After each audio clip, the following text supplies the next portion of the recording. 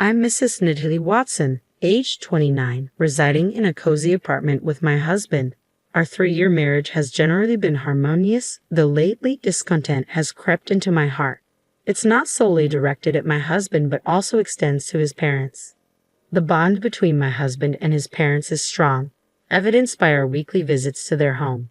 Initially, I admired his filial devotion. However, during these visits, a recurring theme emerges: my in-laws' persistent inquiry. Natalie, when will you leave your job? A woman's place is in the home. Over time, my aversion to visiting their home deepened. I find fulfillment in my current job and wish to continue working for as long as possible, a sentiment I expressed to my husband even before we tied the knot. Yet when his parents berate me, my husband remains indifferent, avoiding eye contact as if the matter is inconsequential to him. The thought of going to my in-laws' place fills me with dread, prompting me to sometimes suggest to my husband, "Why did you go alone?" Yet he insists, "My parents want to see you too," forcing me into accompanying him. Eventually, I surrendered to his persistence, resigning myself to the routine. Expressing my sentiments directly to his parents seemed daunting, fearing it might wound my husband's sentiments. Hence I found myself unable to articulate these thoughts to them, for fear of causing any distress to him. Instead, I resorted to smiling and deflecting their remarks whenever they arose. Though my husband's apathy troubled me, the inquiries from his parents about our childlessness irked me the most. While I cherish the idea of parenthood and the joy children bring, conceiving isn't a matter one can simply will into existence. It's a delicate process, not subject to mere desire. Initially, the notion of having a child solely to appease his parents baffled me. Frankly, I yearned for them to respect my boundaries and cease their incessant prodding. I confided in my husband about my feelings regarding this matter. His response was dismissive, assuring me, "Don't fret, you're just overthinking it," yet took no action. As my vexation mounted, fueled by both my husband's lack of support and my solitary struggle, a breaking point emerged when my mother-in-law uttered words that cut deep.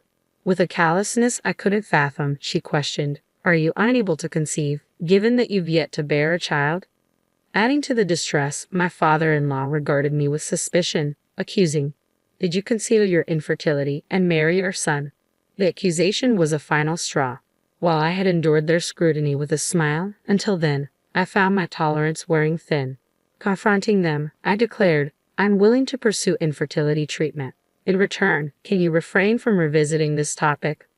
Surprised by my own assertiveness, I realized the weight of my pent-up frustration. Unexpectedly, my previously silent husband interjected, his voice resolute. "I don't believe fertility treatments are necessary. We're still young, and there's no rush to start a family. Besides, such treatments entail financial strain. I value our time together as a couple," he affirmed to his parents.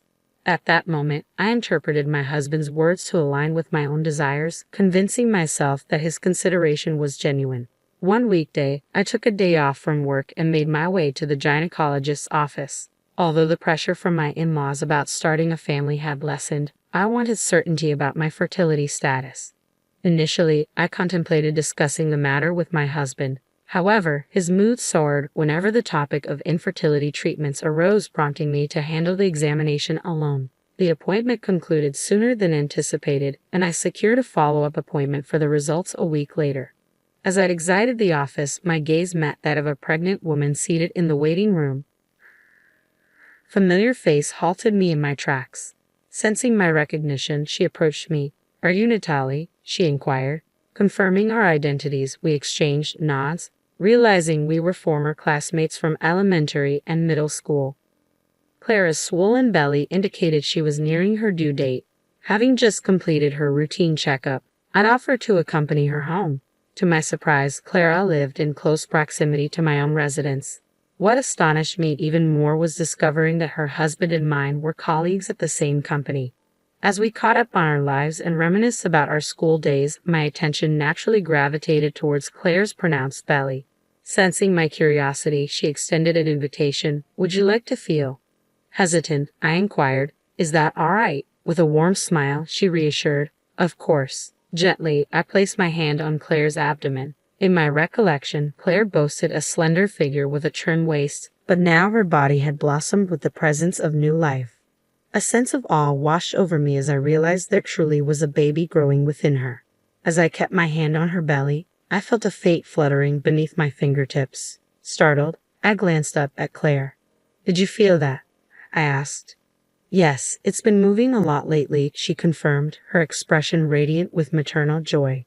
In that moment, Claire exuded the aura of a contented mother-to-be. Before I could stop myself, the words slipped out, "I'm envious." Instantly, I regretted my candidness, averting my gaze from Claire. Sensing my discomfort, Claire, attuned to others' emotions, gently probed, "If I'm mistaken, I apologize. But is something troubling you?" Reluctant at first, I hesitated to divulge my troubles. However, sensing Claire's sincerity, I realized I couldn't mask my feelings from her perceptive eyes. Thus, I opened up about the challenges I face with my in-laws and the longing for children. Once I began sharing, the floodgates opened, and I poured out everything, even detailing the fertility tests I underwent earlier that day at the clinic. As I poured out my thoughts to Claire, a strange sense of relief mingled with lingering anxiety. Despite initial reservations, I found solace in confiding in her, perhaps driven by an urgent need to unburden myself after years of pent-up frustrations. Throughout my narrative, Claire simply nodded, offering a quiet, attentive presence. Upon concluding my tale, Claire remarked, "You've shouldered this burden for so long. Your endurance is remarkable. If it were me, I might have severed ties with my in-laws." Reflecting on her words, I admitted, "I hadn't realized the extent of my stress until now. Sharing with you has brought some relief, Claire, and knowing my husband supports me is a small comfort." Despite my attempt at levity, Claire's demeanor remained somber. I was taken aback by Claire's expression, unsure of the reason behind her solemn demeanor. Calling out her name, I urged her to share her thoughts. With evident reluctance, she finally spoke, her words laced with hesitation. "It's regarding your husband. Perhaps, for now, it's best not to disclose the details of the test," she murmured. Confusion clouded my thoughts as I blinked in disbelief at Claire's unexpected caution. I pressed her for an explanation, prompting her to reveal something utterly astonishing. Struggling to comprehend Claire's revelation, I made my way home with faltering steps. Seated on the sofa, I dwelled on her words, grappling with disbelief and uncertainty. While part of me resisted accepting the truth, Claire's sincerity left little room for doubt. Moreover, recent doubts about my husband's behavior intensified my turmoil. If Claire's claim held any truth, I could have fathomed forgiving him. Determined to uncover the truth, I seized the opportunity during a visit to my in-laws. Amidst tea and snacks, my mother-in-law broached the familiar topic of my job. Unlike before, this time, my response harbored a newfound resolve. "I suppose I'll consider quitting when we have a child," I responded. My mother-in-law blinked in surprise, remarking, "So, you've decided to start a family." Excitement lit up my father-in-law's face as he eagerly exclaimed, "Ah, will I finally get to hold a grandchild?" However, my husband, after a brief glance at my expression, adopted a restrained demeanor, cautioning, "Well, parenthood is a blessing, but timing is uncertain." As anticipated, my husband's reaction followed the script I had predicted. Meeting his gaze, I disclosed, "Actually, I had a recent appointment with the gynecologist, presenting him with the results of my infertility test. The report indicates no issues," I informed him preemptively. "I'm beginning to feel the desire for a child as well. Will you support me for the sake of your parents?" My husband's gaze flickered between the test results and my face, his complexion flushing crimson as he erupted, "I refuse to undergo any infertility treatments. I won't even get tested." His sudden outburst left his parents stunned, but I couldn't suppress my disappointment, realizing Claire's words were indeed true. "By the way, do you know Mr. Howard?" I inquired, noting my husband's surprised expression. With a sense of foreboding, I revealed what I had learned, awaiting his reaction. "His wife happens to be a friend of mine. Apparently, you've been making disparaging remarks at work, claiming my wife is defective, unable to conceive due to infertility. She's abandoned her femininity to focus solely on work, and I'm the pitiful one for marrying her." As I leveled him with a gaze icy with disappointment, my husband's lips quivered, his demeanor defensive. "And what if it is true?" he retorted, his tone laced with defiance. "Who else would want someone like you?" His words, filled with scorn, struck me like a blow, causing the warmth I once felt for him to dwindle. Maintaining my composure, I gestured towards the test results lying on the table. "I've just proven there's no issue on my end, haven't I?" I remarked calmly. Despite his silence, I couldn't shake off a nagging suspicion that had lingered in the recesses of my mind. Could it be that the problem lies with you? I ventured, voicing the troubling thought that had plagued me.